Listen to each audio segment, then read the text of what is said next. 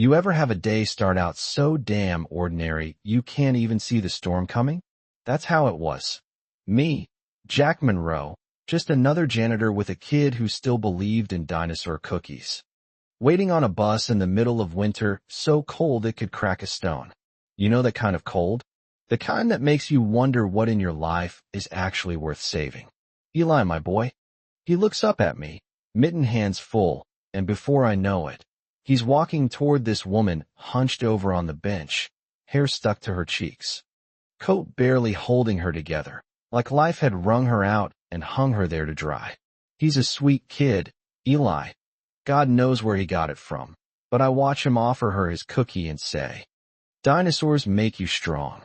There's something about the way he does it. Fearless, like kindness is just breathing. The woman blinks slow, eyes lost in some place colder than this bus stop, says, "Didn't ask for anything." But she takes the cookie anyway, hands shaking. And I'm thinking, maybe that's all any of us need. Someone to notice, someone to see us when we're invisible. But then she tries to stand, and she just crumples, hard. Knees buckling, smacking the post with a sound that makes your stomach drop. Next thing, I'm kneeling, brushing snow off her face. Checking her pulse. Weak, but there. She's burning up, way too hot for someone half frozen. Eli tugs my sleeve, voice tiny. She gave her food to a cat first. I glance down, see a stray pawing at crumbs she left in the snow. That gets me, I don't know why. No cars, no help, just falling snow and my son's eyes saying, "You fix things, you can fix her too." And in that second, I know there's no way I'm leaving her here, not after what Mara went through, not after watching a sickness steal someone I loved right in front of me. I scoop the woman up, light as paper, coat falling open, bruises on her wrists, old scars peeking out, and she makes this sound, barely more than a whimper. We get her home, fireplace crackling. The whole place still smelling like last Christmas, cedar and cinnamon. Funny what lingers when the people don't. Eli sits nearby, crayons in hand, drawing 3 stick figures, him, me, and her. Golden hair in the middle, my home scrawled above us like a prayer. The woman wakes up, eyes landing on that drawing, and you can see a wall crumble inside her. "Daddy says you can stay till you're better," Eli says, and I set down a glass of water, soup beside her, saying, "When you're strong enough, you'll leave." Not cruel, just honest. At least that's what I tell myself. She eats slow, every move like she's scared to ask for seconds, but Eli's chatter about school and snow bakeries gets a tiny smile out of her. Later, helping with dishes, her sleeve slips down and I see a scar on her wrist, long, jagged. I say nothing, but it digs in. That night, I hear her crying in her sleep, sweat on her brow, breath coming in gasps, so I call a doctor. Severe dehydration, fever, the works. He says she'll make it if she rests. "Anyone we should call?" he asks, and she just whispers, "No one's waiting for me." That's a kind of pain you feel in your bones, you know what I mean? When morning comes, she's up, trying to be invisible, like she doesn't deserve warmth. I tell her, "Drink," hand her water. But she barely looks at me. Eli shows her his drawing again, proud, and she chokes up. I say she can stay till she's well, but not forever, my voice like bricks stacking a wall between us. She nods, doesn't argue, just thanks me and tries to fade into the background. Later, I come home and find her cooking soup, filling the house with smells I haven't tasted since Mara. "Where'd you learn this?" I ask. "An old couple in Queens," she says. Turns scraps into comfort. And for a second, I see something fierce in her, like maybe she's trying to rebuild something, too. That night, after Eli's asleep, I Google her. Her face fills my screen. Isabel Hart, accused of embezzlement, vanished CEO. My gut twists. I want to believe she's just unlucky. But stories like this, there's always a price. Next day, at work, her mugshot's on TV. Mason called her COO, the whole company blaming her for millions gone, jobs lost. When I get home, she's helping Eli make snowflakes, acting like nothing's happened. I finally ask, should I call you Miss Hart? She doesn't deny it, just says, that's the name they buried me under. I press her, did she do it? She says, they wanted a scapegoat. They painted me as the villain. I want to believe her, but years of cleaning up messes. You learn survival makes liars out of everyone. She says she'll leave, but when Eli trips and she patches him up, gentle, steady, I see her not as the CEO in headlines, but as someone just holding on. That night, I hold Eli tight, thinking about what it means to believe someone, even when the world won't. The days roll by. She bakes bread, helps with homework, laughs at Eli's jokes. But outside, rumors build, reporters camped out, cops knocking for statements.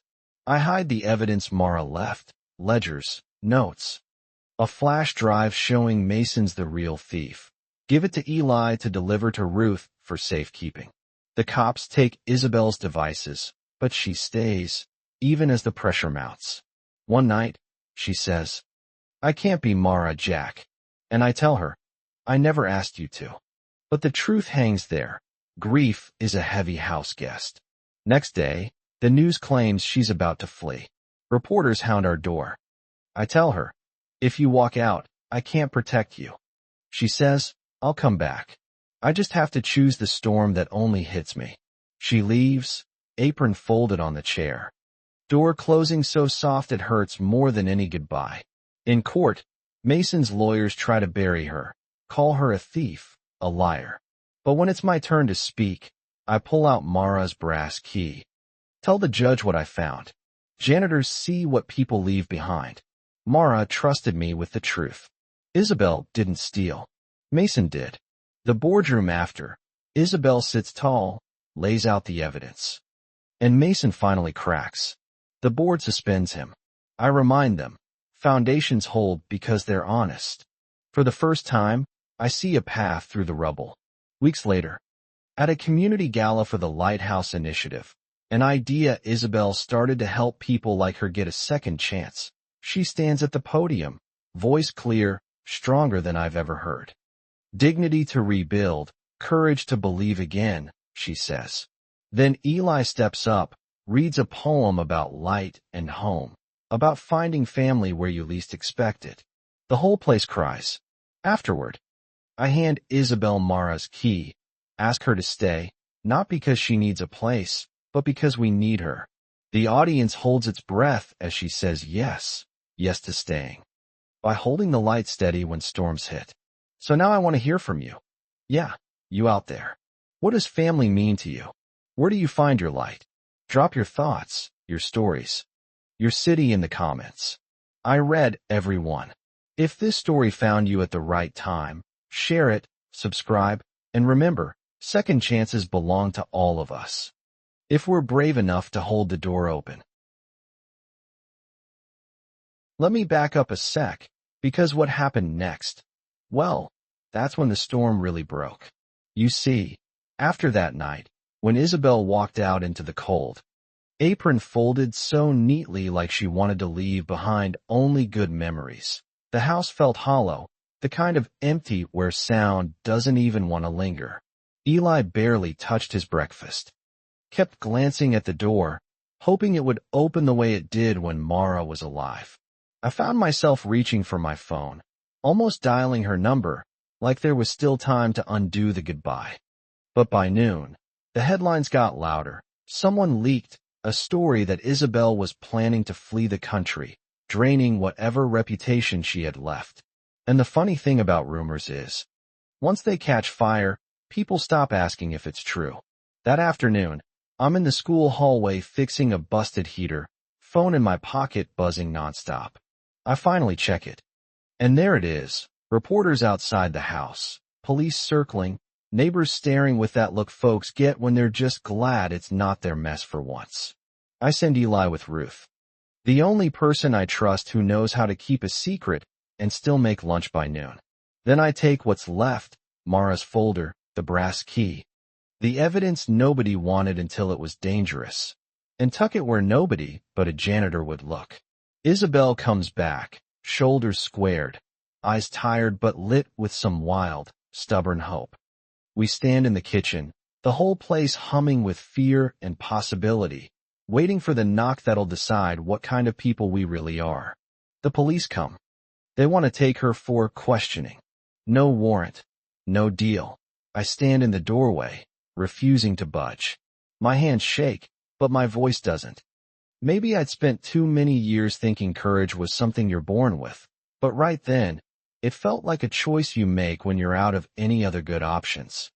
Eli slips in the back door after his mission, cheeks red, hair wild, and for a second, I almost believe it's going to be okay. But then the warrant arrives, the cops come back, and they take Isabel's phone, her tablet, whatever they can call evidence. Before she goes, Isabel kneels in front of Eli, promises she'll come back. And I see something break in her, a fear bigger than losing a job, bigger than losing her name. The kind of fear you feel when you realize the world only loves you if you never need help. And as she's led away, Eli grips my sleeve and says, "Safe without her isn't safe." And I swear my heart cracks in places I thought were long closed off. I sit at the kitchen table that night, staring at Mara's key, thinking about all the doors I never dared to open. Ruth brings over a casserole, sits across from me, and says, heads high. Wolves hate that. I almost laugh, almost. Hours tick by, the phone rings with lawyers and friends who only remember your name when you're in the news. When Isabel comes home, she looks smaller, older. I came to fix what was broken. And for the first time, I see her, not as a headline, not as a burden, but as a builder, someone willing to pick up the pieces. Days blur. We go back to the old routines, bread baking, soup simmering, Eli with his math and dinosaurs. Only now, the air feels lighter, as if by letting in one storm, we swept out years of stale grief.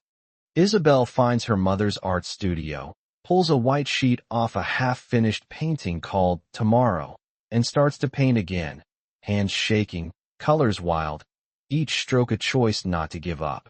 And then, at the Lighthouse Initiative Gala, when she stands up and talks about dignity and second chances, I realize what we've really been building this whole time isn't just a case or a company. It's a family, the kind that chooses you even when the world tries to push you out.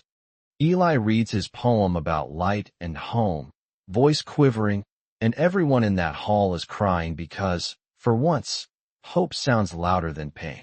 When the applause fades, I hand Isabel Mara's brass key, the one that opened every locked place inside me, and ask her to stay. Not because she needs shelter, but because we need her.